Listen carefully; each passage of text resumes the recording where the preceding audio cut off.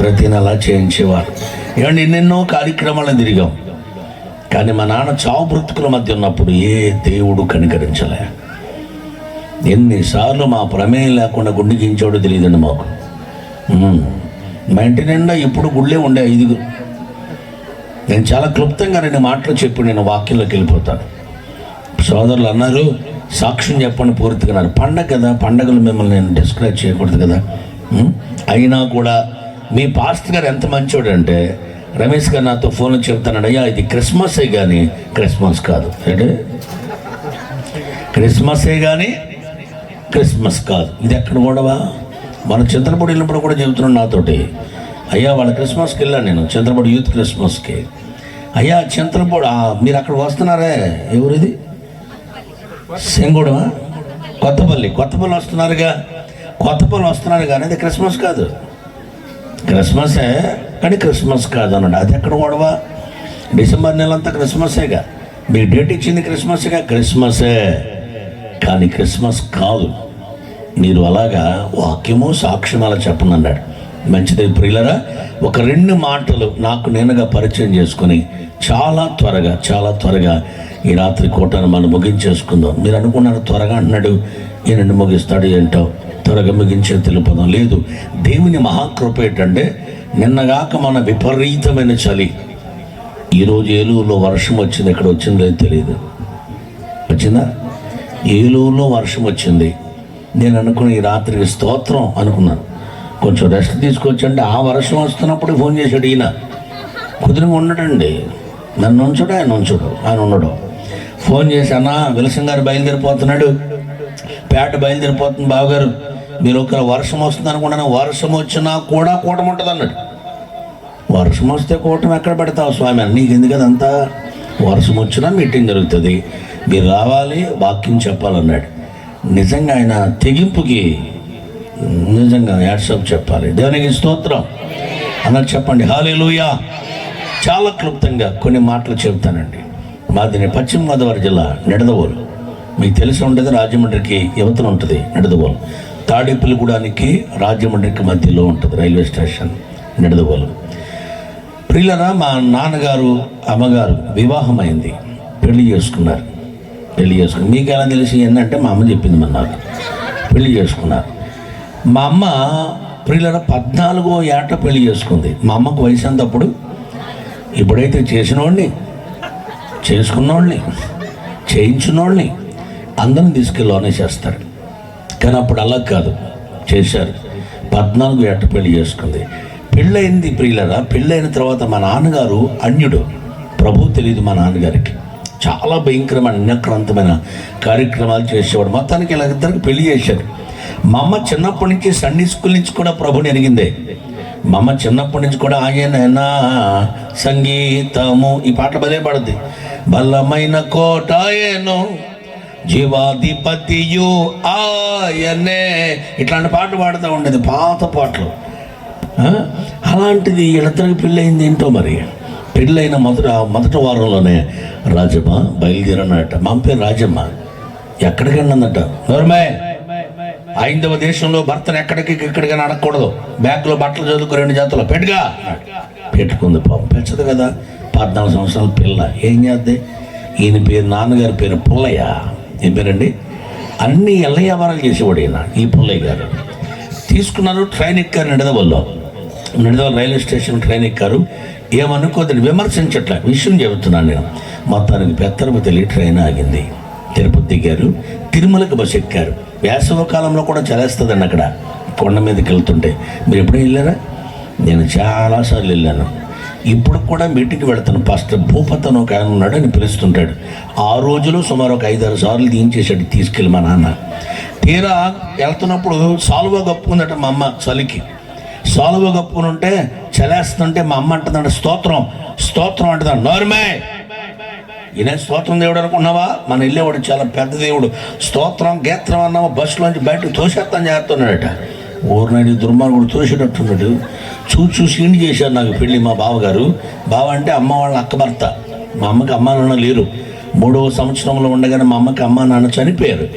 వాళ్ళ మేనమామ కొడుకు అక్కని చేసుకున్నాడు, మా పెద్దమ్మని చేసుకోవాలి, ఆయనే పెంచుకున్నాడు. ప్రియులరా, ఇలాగ అంటుకుంది, ఎందుకు వచ్చి గొడవ నోట్లో అనుకుంటుందంట. స్తోత్రం స్తోత్రం. తీరా అక్కడికి వెళ్ళారు, గుడిలో లైన్లో నిలబడ్డారు. గర్భగుడికి ఇంకా దగ్గరికి ఉంది. రోజు పూట నిలబడ్డారండి, కీలో ఆ కీలో రోజు పూట నిలబడితే దేవుడు గర్భగుడి దగ్గరకు వస్తున్నప్పుడు మా నాన్న అంటాడట, రాజమ్మ దేవుడు దగ్గర అవుతున్నాడు అంటే దేవుడు దగ్గర అవుతున్నాడు. మొక్కు, ఆడబిడ్డ పుట్టినా మగబిడ్డ పుట్టినా నీ పేరు పెడతానని. తీరా అక్కడికి వెళ్ళినంత మొక్కుని ఎవరండి ఇలాగ అడుగు పెట్టి చూద్దామంటే రెక్కట్టుకు బయటికి లాగేస్తారు. అక్కడ మొక్కుకోటలు అటువంటివి ఉండవు.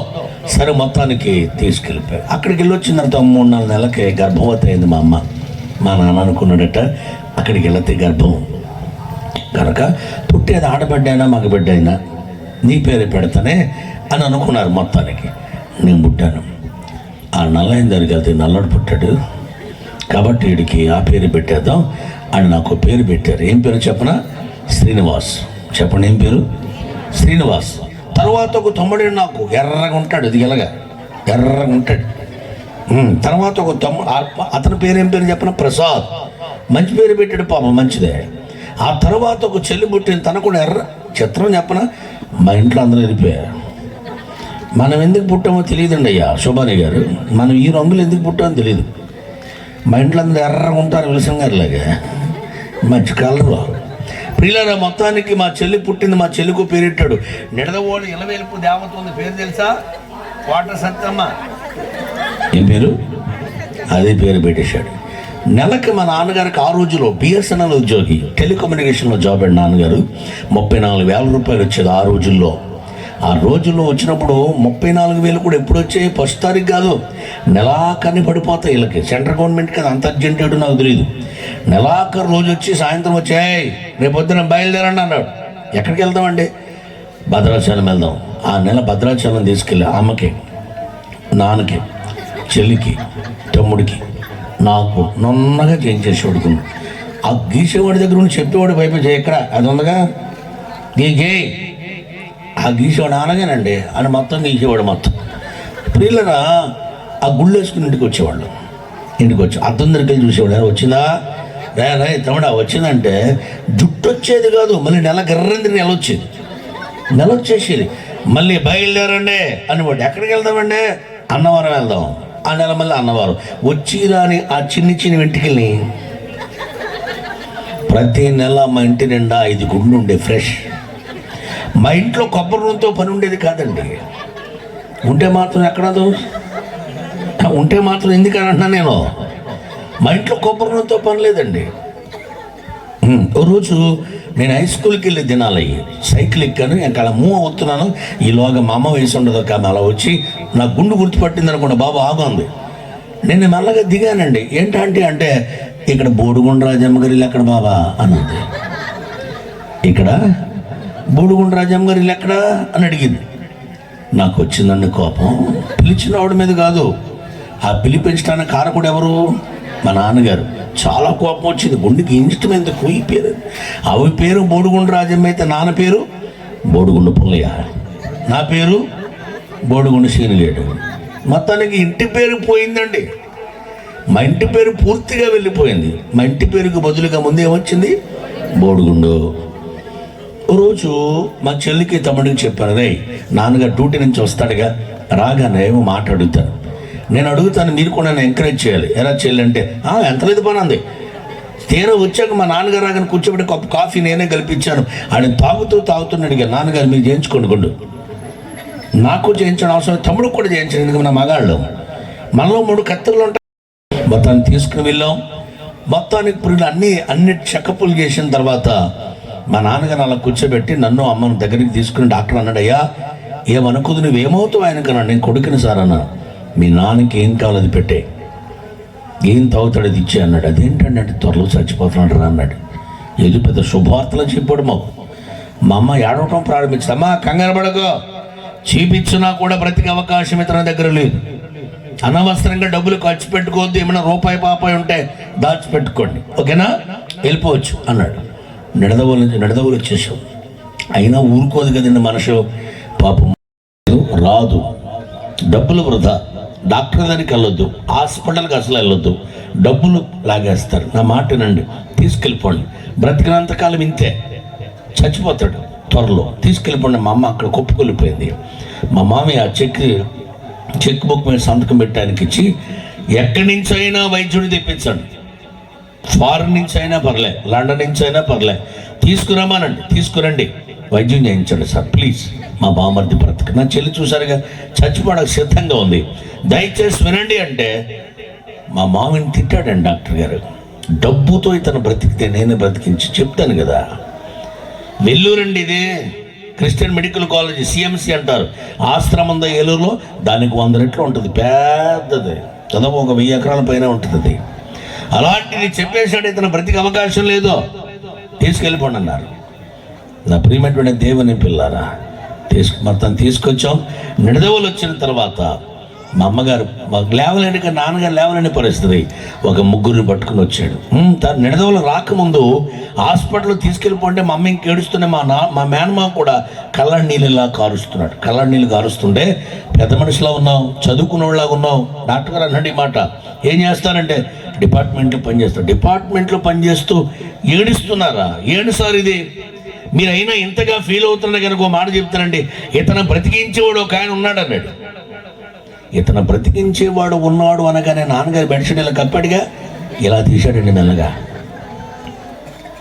బ్రతకాలని ఆశ ఎవరికి ఉండదు పాపం, తొల్లయ్య గారికి ఆశ కలిగి మెల్లగా ఇలా తీశాడు. డాక్టర్ గారు చేయబట్టుకుని, మామయ్య ఇప్పుడే లేరన్నారు, మళ్ళీ ఎవరో ఉన్నారంటున్నారు, ప్లీజ్ తీసుకురండి, వైద్యం చేయించండి, నా మాటనండి, బ్రతికించండి, డబ్బు ఎంత అయినా పర్లేదు అన్నాడు. డబ్బుతో బ్రతకడని చెప్పానుగా, డాక్టర్ వల్ల బ్రతకడని చెప్పానుగా, ఎందుకంటే విసిగిస్తారు, ఇప్పుడే కదా ఉన్నారన్నారు. ఉన్నారు, ఆయన ఎవరనుకున్నారు? మందులు ఇచ్చే డాక్టర్ కాదు, పరమ వైద్యుడు అని యేసు ప్రభు అన్నాడు. గట్టిగా చప్పలు కొట్టండి. ఈ మాట వినగానే, ఈ డాక్టర్ గారు క్రైస్తవ డాక్టర్, క్రిస్టియన్ మెడికల్ కాలేజ్ అది, క్రిస్టియన్ హాస్పిటల్ అది, ఈయన కూడా క్రిస్టియన్ డాక్టర్ గారు. ఆ మాట చెప్పగానే పరమ వైద్యుడు అనే యేసు ప్రభు ఉన్నాడు అనగానే బెడ్షీట్ ఇలా తీసినోడు మళ్ళీ చెప్పేశాడు. అంటే ఏ దేవుడి దగ్గరికైనా వెళతాడు కానీ యేసు ప్రభు దగ్గరికి ఉన్నారండి మన ఊళ్ళో. ఎక్కడికైనా వెళతాం, ఏ జాతర అయినా అదే.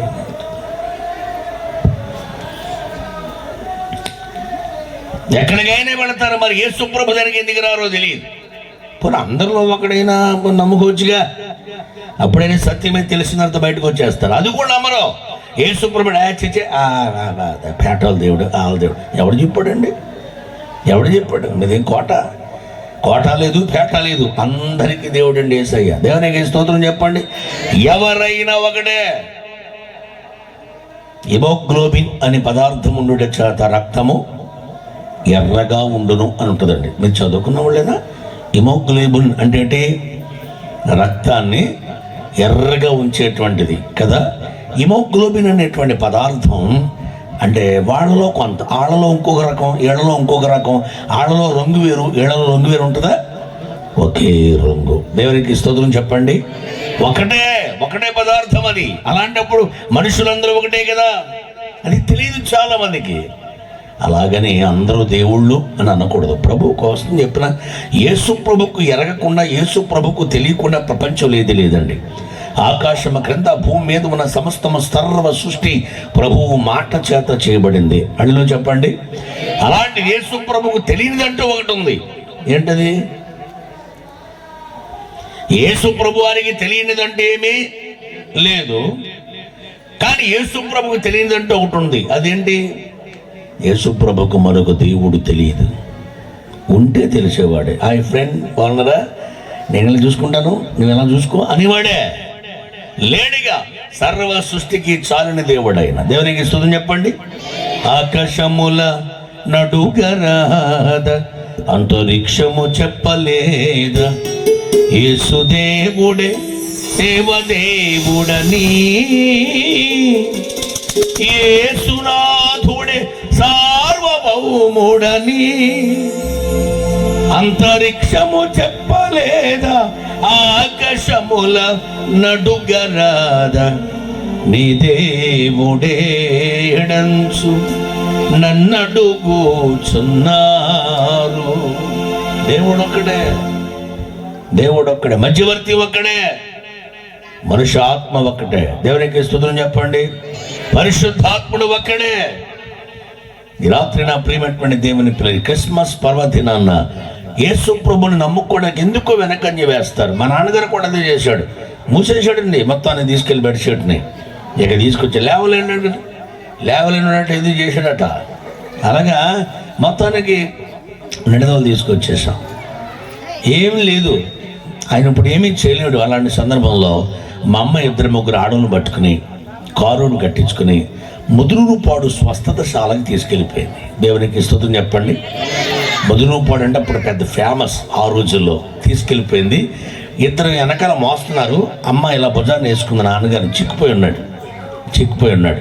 అలా మెల్లగా తీసుకెళ్తూ లైన్లో ఉంటే, అలా అంత లైన్లో ఉంటే జానయ్య గారు అక్కడ ఉన్న పాస్టర్ అయ్యారు. ఆయన చూసి పాపం వాలంటీర్ని పిలిచే, పాపం ఆ బిడ్డను మొయలేకపోతున్నా ఇలా పిల్లండి అన్నాడట. ఇలా తీసుకొచ్చారు. దగ్గరికి రాగానే మా అయ్యగారు చూసి, పాస్టర్ మా అమ్మగారిని చూసి, చచ్చిపోతారన్నారా అన్నారట. మా అమ్మ ఇంకా బొల్లు ఏడుస్తుందట. ఆగా అని అక్కడ ఉన్నటువంటి అప్పుడు దాకా ఏదో కొట్టాడట అండి. దాంట్లో ఇది మొత్తానికి చేతిలో నూనెలో తైలం నలబెట్టి అదే చేయిని తీసుకొచ్చి నాన్నగారి శిరస్సు మీద పెట్టి ఈ వేళ్ళతో సిలువు గుర్తేసి నాన్నగారు నొసటేలా పట్టుకుని బ్రతికాళ్లే పో అన్నాడట. దేవునికి స్తుతులు చెప్పండి. ప్రార్థన చేశాడా? బ్రతికాళ్లే పో అన్నాడట. ఇక పాపం మొత్తానికి తీసుకొచ్చేసాడు. ఆదివారం తెల్లవారుజాము ఆ రాత్రి తీసుకొచ్చారు. సాయంత్రం వేళ ఇటేపు 2 డబుల్ బెడ్రూమ్ అది నిడదవుల్లో. ఇటేపు అమ్మ నాన్న చెల్లి పడుకునేవారు ఈ రూమ్లో. యువతులములో నేను తమ్ముడు. తెల్లవారుజాము 4:30 గంటలు నాకు శబ్దం వినపడుతుంది లోపలికి. ఎవరు నడుస్తున్నట్టు వరండాలో. దొంగలేమో పడ్డనట్రా బాబు అని చెప్పి నేను మెల్లగా బయటికి వెళ్ళాలని చూస్తే 4 నెలల నుంచి లేవలేని మా నాన్నగారు మెల్లగా నడవటం ప్రారంభించాడు. గట్టిగా చప్పలు కొట్టండి. 4 నెలల నుంచి లేవలేదు. ఆ రోజు లేచి మెల్లగా నడవటం ప్రారంభించాడు. ఆశ్చర్యపోయాం. ఆదివారం స్నానం చేయించాం. కాలకృత్యాలు తెచ్చుకున్న తర్వాత స్నానం చేయించాం. బట్టలు వేసుకున్నాడు. షాలోం ప్రార్థన మందిరం అని పాస్టర్ బోస్ గారు ఉన్నాడు అక్కడ. ఆయన ఒకప్పుడు తిట్టాడు. ఈయన సేవకులు అడుక్కునేవాళ్ళరా మీరు సంచులు వేసుకుని అనేవాడు ఈయన. అలాంటిది ఆయనే ఈయనకి గత అయ్యాడు. దేవునికి స్తుతులు చెప్పండి. అప్పటి వరకు మా ఇంట్లో బైబిల్ లేదు. ఎక్కడి నుంచి తెచ్చాడో తెలియదు. ముదురుపడిని తెచ్చారేమో. కొత్త నిబంధన బైబిల్ ఎంత ఉండేది అప్పట్లో, ఎర్ర బైబిల్ బౌండ్ ఎంత ఉండేది, కొత్త నిబంధన. అది పట్టుకుని చిన్నపిల్లోడు వెళ్తాడు చూసారు సండే స్కూల్కి, అలాగా చిట్టు అడుగులు వేసుకుని నడవలేదు కదా. ఆ రోజు నడుస్తున్నాడు. ఇలా మెల్లగా నడుచుకుంటూ కాల్లో కలిసుకుని మొత్తానికి మీటింగ్ దగ్గరికి వెళ్ళిపోయాడు. ఆదివారం బోస్ ఖర్చు చేయండి, పుల్లయ్య నిలగొచ్చాడు అని బాబు కూర్చోబెట్టుకున్నాడు. ఇక ఆ రోజు వాక్యమైంది. అయ్యగారు కూడా ప్రార్థన చేసి పంపించాడు. మేమందరం మటన్తో భోంచేస్తున్నాం ఆదివారం. అప్పటి వరకు మా నాన్నగారు అన్నం తినలేదండి. మా అమ్మ గట్టిగా సారేసి బాగా పిసికి లిక్విడ్గా చేసి స్పూన్తో నోటు తీసి నోట్లో పోసేది. అలాంటిది రాజమ్మ అన్నం పెట్టు అన్నాడు. దేవునికి స్తుతులు చెప్పండి. చారుతో ఆయనే కలుపుకుని ఆయనకానే తిన్నాడు. దేవునికి స్తోత్రం. సోమవారం తెల్లవారుజాం ఎల్లమల్లి వేసి మా నాన్నగారిని గ్రీన్ కలర్ పచ్చ కలర్ మెట్ల కింద ఉండేది, మా బిల్డింగ్ మెట్ల కింద. అది బయట తీసి బాగా శుభ్రం కడుక్కున్నాడు. లేచినప్పుడు 6:30కి. లేవలేనివాడు లేచాడు, నడవలేనివాడు చెప్పాలి నడిచాడు, తినలేనివాడు తిన్నాడు, పని చేయలేనివాడు, డ్యూటీకి వెళ్ళలేనివాడు ఆ రోజు డ్యూటీకి వెళ్ళాడు. ఇదంతా మహాభాగ్యం ఎవరిదంటే ప్రభు అయిన క్రీస్తుని. దేవునికి స్తోత్రం చెప్పండి. మొట్టమొదటిగా మా ఇంటిలో మా నాన్నగారే రక్షించబడ్డారండి. దుర్మార్గుడైన మా నాన్న, డైరెక్ట్గా చెప్పాలంటే విగ్రహార్థికుడైన మా నాన్న. హేతువాద అనకూడదు, భయంకరమైన విగ్రహార్థికుడు అండి. మా ఇంట్లో మూల గద్దె ఉండేదండి. గద్దె అంటే తెలుసా? మా ఏరియా తెలుసు గోదావరికి. గద్దె అంటే ఒక మూల దేవుడు బొమ్మలో, ఆ కింద మొత్తం మట్టి మశానం అన్నీ ఉంటాయి. అది పెద్ద గద్దె. అలాంటిది జానయ్య గారి యొక్క అక్క కొడుకు పాస్టర్ భూషణం పట్టింపాల్లో సేవ చేస్తున్న అతను నిడదవుల్లోనే బైబిల్ నేషన్ తరపున జాన్ గారి తమ్ముడు కొడుకు కృపావరం వాళ్ళిద్దరూ వచ్చి మొత్తానికి గద్దె తీసేసి ఇంటి నిండా శుభ్రం చేసి ఆ పొట్టలో 2 ఆటోలైన ఆటోలోకి ఎత్తి బస్తాలు తీసుకెళ్లి నిడదవులు కాలంలో పడేసి మా ఇంటిని మొత్తం అప్పటికే శుభ్రం కడిగేశారు. 2-3 ఆడోళ్ళు ప్రార్థనా తైలము తింటిని అభిషేకించారు. దేవునికి స్తోత్రం. మా ఇంటి నిండా ప్రార్థన ప్రార్థన. ఓ గది కట్టారు, మూల ఎక్కడ గది ఉండేదో అక్కడే ప్రార్థన గది కట్టారు. అక్కడే బైబిల్ ఉండే, అక్కడే పాటల పుస్తకాలు, అక్కడే కీర్తన పుస్తకం, ఆంధ్ర క్రైస్తవ కీర్తన పుస్తకం. మా అమ్మ పాడేదండి తెల్లవారుజాము 4 గంటలకు లేచి శుభాకర సుధాకర విశుద్ధ వందనం భలే పాడేదండి. దేవ సంస్తుతి చేయవే మనస శ్రీమంతుడగు యెహోవా సంస్తుతి చేయవే మనస దేవ సంస్తుతి. భలేముండదు. మా అమ్మ కంఠం చాలా సూపరు. ఆ కంఠమే దేవుడు నాకు ఇచ్చాడు. మా అమ్మని దేవునికి స్తుతం చెప్పండి. ఇంకో ఉజ్జీవ కీర్తనలో పాటలు పాడేదండి. రేయి పగలోని పద సేవే జీవదాయక చేయుట సాటిలేనే నాదు కోట. అబ్బో మీరు మంచోళ్ళే. ఈ పాటలు ఉన్నాయని సంగతి తెలియదు చాలా మందికి. ఇప్పుడు జనాలకి అసలు ఈ పాటలనే తెలియదండి. ఓ సంగమ సార్వగమ పరలోక రాజపు ప్రతిబింబమా ఏ సహియను ఎదుర్కొనగా నీతిని అలంకరించి సిద్ధపడుమా ఓ సంఘమా విను. భలే పాడేదండి. రేయి పగలు నీ పద సేవ యెహోవా నా బలమైదార్థమైనది నీ మార్గం. మా అమ్మ పాట ఎత్తిందంటే మా వీధులందరూ రాజమ్మ లేచిందంటే తెల్లారిపోయింది అనుకోండి. ఇలాంటిది మా ఇంటి నిండా రక్షణ సునాద గీతాలే, మా ఇంటి నిండా ప్రభు పాటలు ప్రభు మాటలే, మా ఇంటి నిండా సేవకుల యొక్క చప్పట్లు, సేవకుల యొక్క ప్రార్థనా ధూపం, మా ఇంటి నిండా పరిశుద్ధత. అప్పుడు సాతాను నా ఒంట్లోకి వచ్చాడు. ఇక నన్ను ఎలాగ పాడు చేయాలో అలా పాడు చేశాడండి. నేను చాలా ఒక్క నిమిషంలో చెప్పి నేను వాక్యంలోకి వెళ్ళిపోతాను.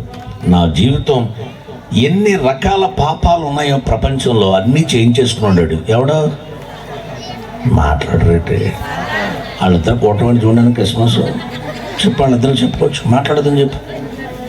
నాన్న టీడీపీ వైసీపీ కలుతుందా? ఎందుకు మీరు కలుస్తున్నారు? దూరం కూర్చోండి, చెప్పండి, వాళ్ళిద్దరు మాట్లాడదని చెప్పండి, చెప్పమ్మా. ప్రియులారా, ఎన్ని రకాల పాపాలు ఉన్నాయో అన్ని రకాల పాపాలు, దుర్మార్గత, దౌర్భాగ్యత అన్నీ వచ్చాయి. అతి చిన్నతనంలో చెడిపోయాను నేను, చిన్న వయసులో చెడిపోయానండి. దేవునికి వ్యతిరేకనైపోయాను, సేవకులకి వ్యతిరేకనైపోయాను. పాస్టర్లు అంటే నాకు చాలా లోకు ఉండేది. పాస్టర్లని భయంకరంగా మాట్లాడేవాడిని. ఈరోజు నేను ఇక్కడ రక్షించబడ్డానికి, ఇక్కడ ఉండడానికి, ఇక్కడ నిలబడ్డానికి ప్రధానమైన కారకులు సేవకులే. ఆ రోజులు మా ఇంటికి వచ్చే ప్రతి పాస్టర్ గారితో చెప్పేదట మా అమ్మ, అయ్యా నా పెద్ద కొడుకు రౌడీ అయిపోయాడయ్యా, దుర్మార్గుడు అయిపోయాడయ్యా, సాతాను బిడ్డ అయిపోయాడయ్యా, వాడి కోసం ప్రార్థన చేయండి అయ్యా, వాడు ఉంటే దేవుని సేవకుడిగా ఉండాలి, చచ్చిపోవాలి అనేదట. ఆమె కూడా అలాగే ప్రార్థన చేసేది, ప్రభువా నా కొడుకుని చంపేయి. ఎవరిని మాట్లాడరండి? ఏ తల్లి అని అట్లాంటి ప్రార్థన చేస్తుందా? మా అబ్బాయిని చంపేయి, లేదా నీ పనివాడిగా చేయి. దేవునికి స్తోత్రం చెప్పండి. నన్ను దేవుడు చంపలేదండి, ఆయన పనివాడిగా చేశాడు. గట్టిగా స్తోత్రం చెప్తారా? నా జీవితం మార్చబడిన తర్వాత, నా బ్రతుకు మార్చబడిన తర్వాత, ప్రభువులు నింపబడిన తర్వాత, నిజం చెప్తున్నానండి, అవన్నీ నేను చేసినటువంటి వైరాగ్యమైనటువంటి కార్యక్రమాలు, దుర్మార్గపు కార్యక్రమాలు తలుచుకుంటుంటే నాకు నేనే అసహించుకుంటాను. నేను ఇలా బ్రతికనా, ఇలా జీవించానా, ఇంత దుర్భాగ్యున్నా? నిడదవోలు చెప్పనా? నిడదవోలు ఇప్పటికీ చాలామంది అంటే ఇప్పుడు నమ్ముతున్నారు కానండి. నేను ప్రభువుని నమ్ముకున్నది దాదాపు 90వ సంవత్సరంలో ప్రభువుని పట్టుకున్నాడు. 89లో మీటింగ్ వెళ్ళాను, సంపూర్ణంగా 90లో నేను బాప్తిసం పొందాను. 90 నుంచి 95 వరకు నేను బైబిల్ కాలేజీలో ఉన్నాను, ట్రైనింగ్లో మెడ్రాస్లో. వచ్చి సేవ ప్రారంభించాను. నిడదవోలు అనేవారు నన్ను, కొత్త ఎత్తేసాడు రీడా, ఏమనేవారు, కొత్త ఎత్తేసాడు, మొన్నదాకా గొట్టలు పట్టుకుని కత్తులు పట్టుకుని తిరిగాడు సీనిగడి.